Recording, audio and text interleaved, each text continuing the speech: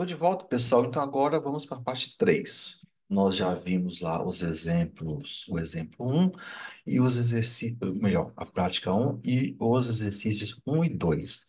Agora, vocês devem ter percebido que tanto na prática quanto nos exercícios, algumas variáveis não são significativas, né? Então, o que a gente pode fazer com essas variáveis que não são significativas, né?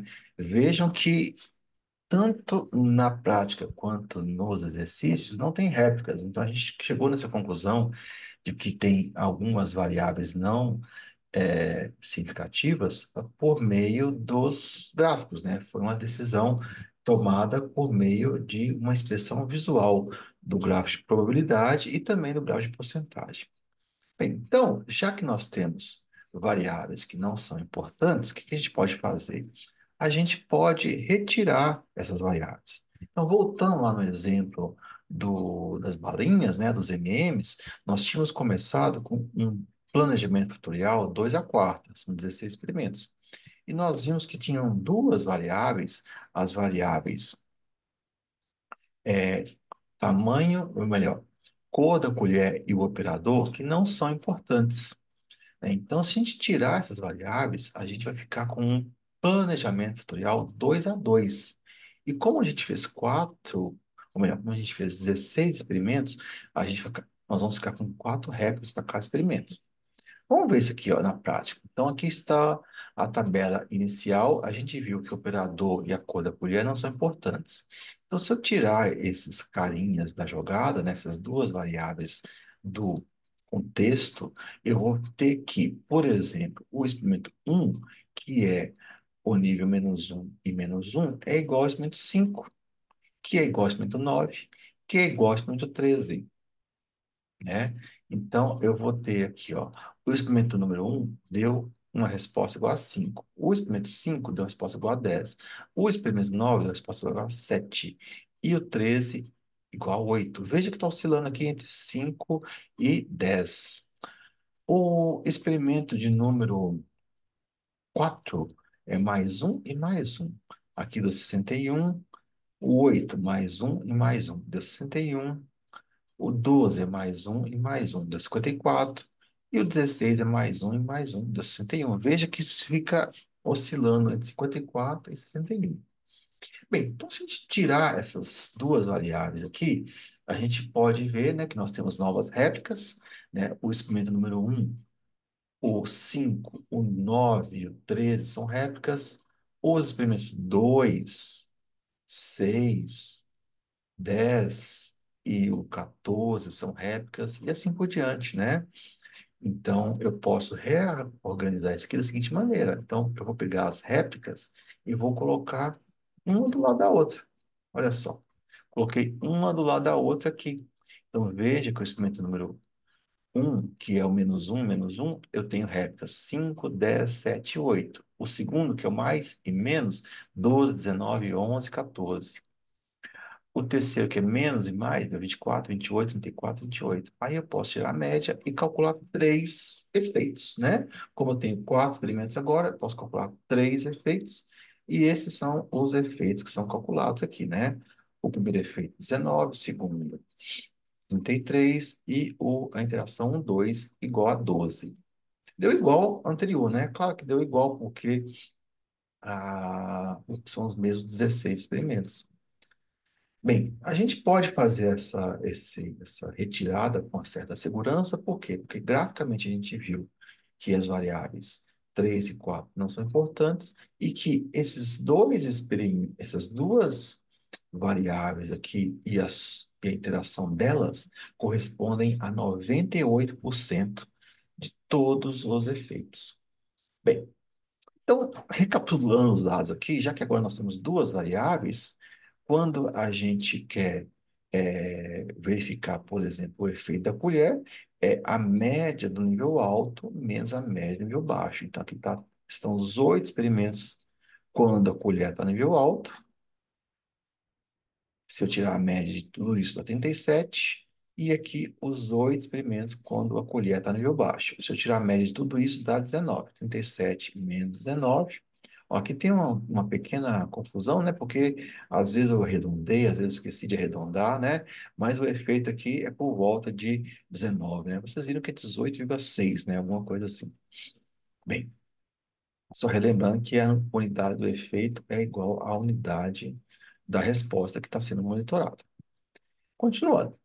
O efeito recipiente é a média do nível alto, quando o recipiente está no nível alto, menos a média do nível baixo, quando o recipiente está no nível baixo. Então, aqui deu 44, aqui embaixo deu 11, 44 menos 11, 33.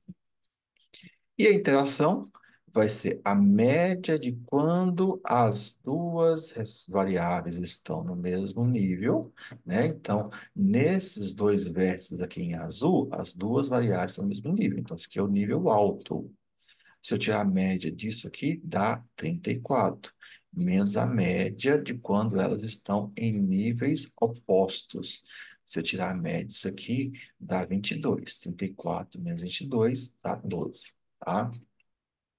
Bem, agora nós temos uma pequena questão aí muito importante que a gente precisa avaliar. Nós temos réplicas agora, né? Então, já que nós temos réplicas, a gente consegue calcular erros, né? E para a gente calcular o erro, a gente precisa inicialmente calcular as variâncias. Então veja que eu posso calcular a variância de cada um daqueles quartetos, né? Daquelas quatro plicatas dos experimentos, né? E essas variâncias eu posso agrupar elas e calcular a variância experimental, né?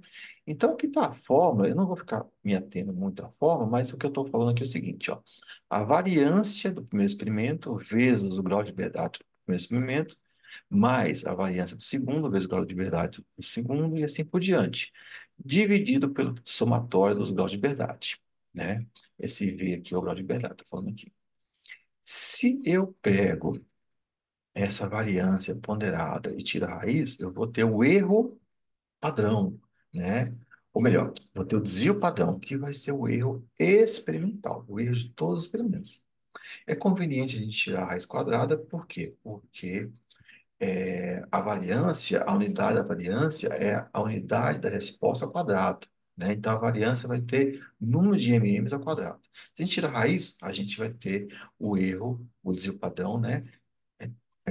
Com unidade igual à unidade da resposta que nós estamos monitorando. Seguindo, então, vamos seguir mais um pouquinho aqui. Então, olha, é isso que eu estou querendo dizer aqui, ó. Então, no experimento número um, a gente tem quatro réplicas, grau de liberdade 3, variância igual a 4, né? Só lembrando, né, a gente vai poder calcular tudo isso depois lá no Excel, mas a variância é cada valor menos a média eleva ao quadrado. E somo esses quadrados. E divido por n menos 1, né? Divido pelo grau de liberdade. Né? Essa é a variância. Então, aqui está a variância do experimento número um, a variância do experimento número 2, 3 e o 4. Se eu tirar a média de todas essas variâncias, eu tenho a variância experimental.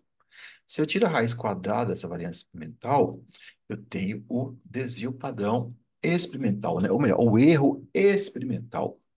Veja que o erro experimental aqui é da ordem de 3 balinhas, né? 3,4 balinhas.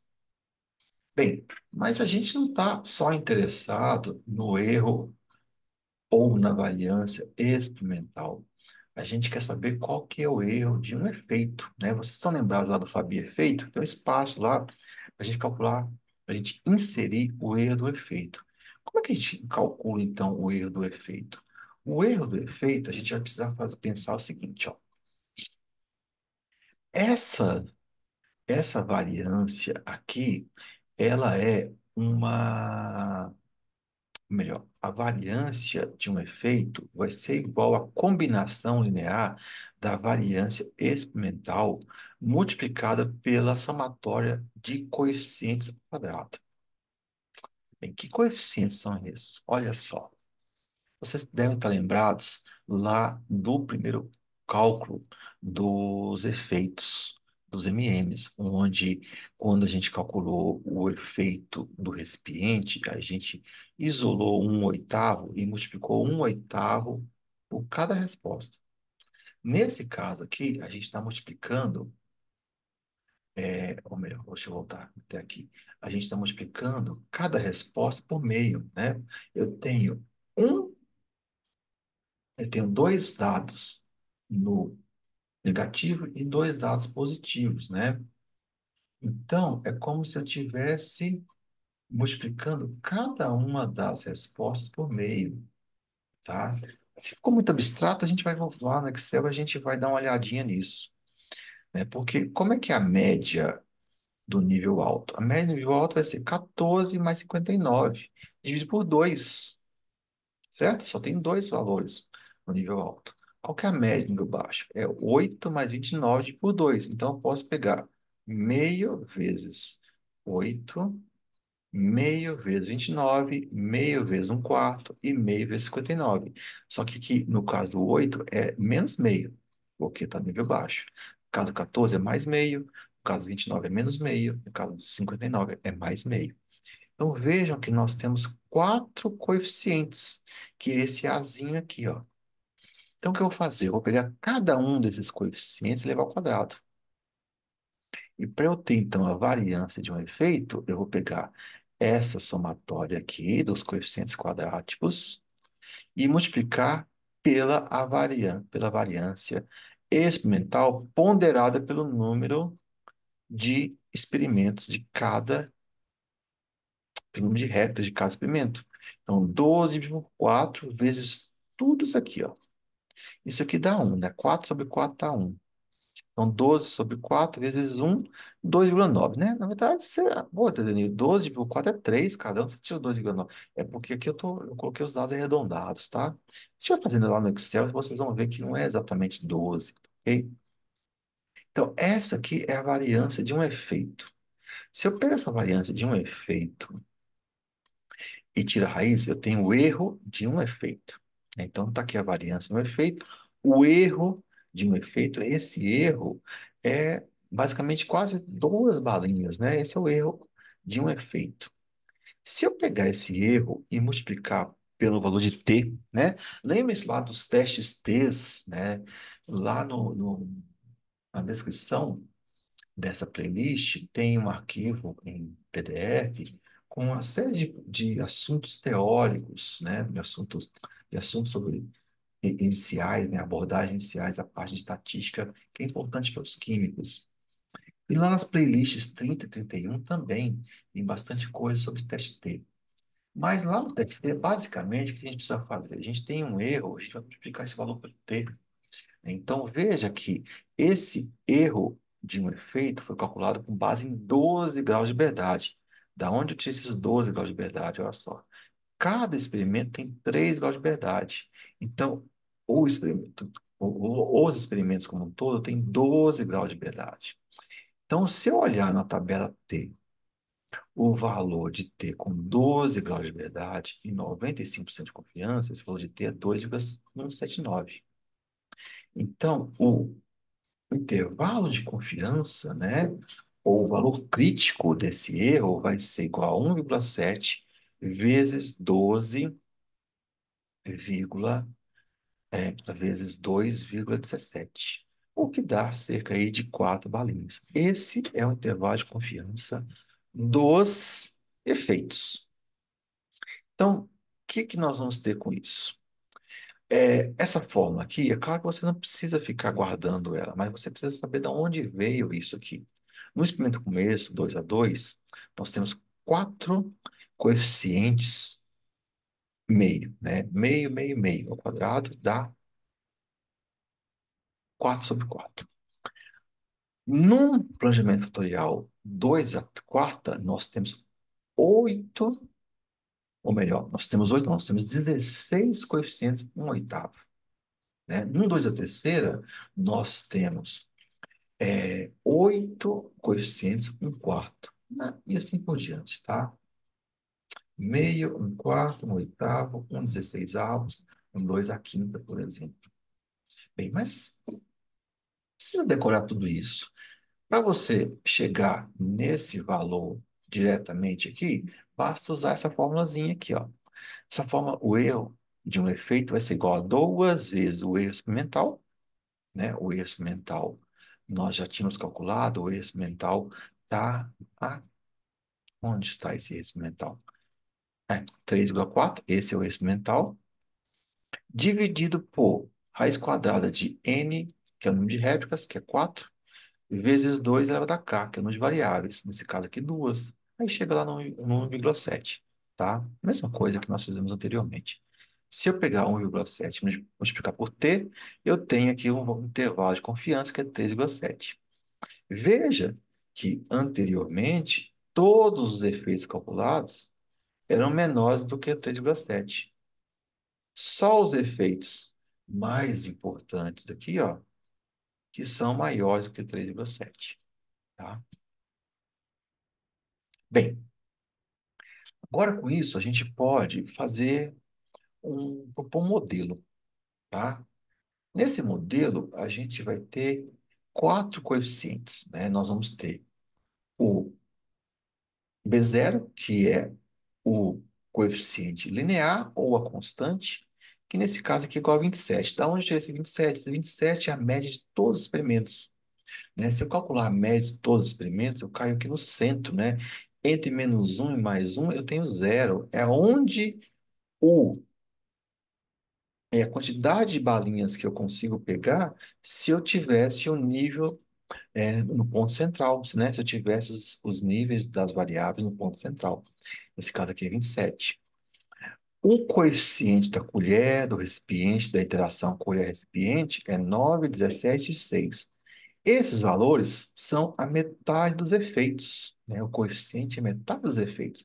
Ah, por que que é metade do efeito, Denis? Porque, olha só, entre -1 e +1, eu tenho duas unidades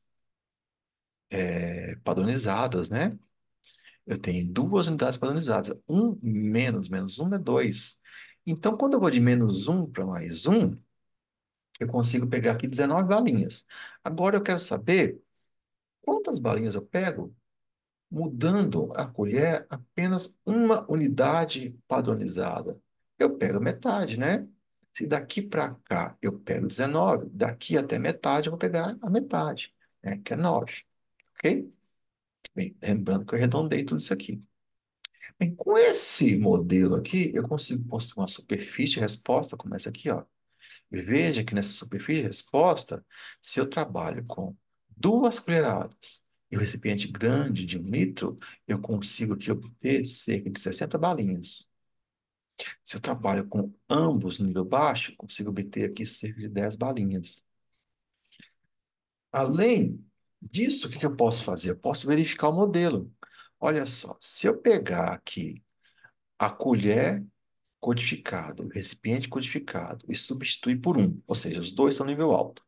Então vai ser 9 vezes um, 17 vezes um, 6 vezes um vezes um, mais 27. Isso dá 59. Essa é a quantidade de balinhas prevista.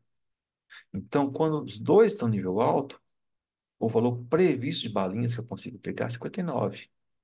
Na realidade, eu consegui pegar de 54 a 61, né? O 59 está lá no meio, né? Veja que a média é 59.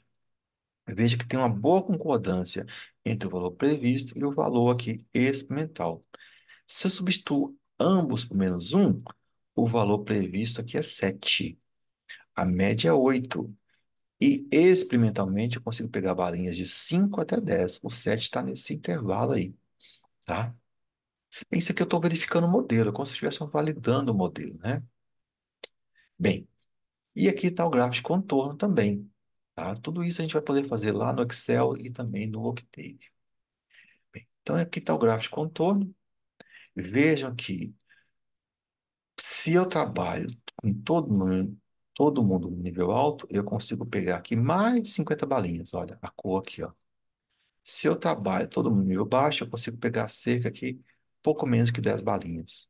Se eu trabalho com a colher no nível baixo e o recipiente no nível grande, nível alto, eu consigo pegar esse azul mais claro aqui, que é por volta aqui de 25 a 30 balinhas, né? Vamos ver? É o nível -1 e +1. -1 e +1, -1 e +1. Ó, 24, 28, 34, 28, média 29, tá? Resumo. Então, com um planejamento como esse, a gente pode propor modelos. E o coeficiente é a metade do efeito, lembre-se disso.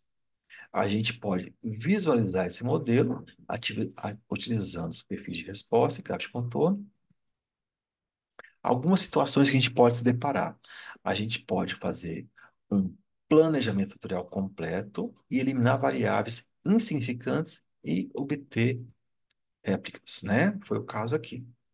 Ou, se você quer avaliar o erro logo de cara, você pode, então, executar um planejamento fatorial com ponto central, né? Se você tiver variáveis quantitativas, você pode calcular o ponto central. O ponto central, como o nome já diz, é a metade, né, entre o nível mais um, nível menos um e o mais um. Tem vários exemplos sobre isso que a gente vai ver daqui a pouco também. Algumas playlists para você entender melhor sobre isso.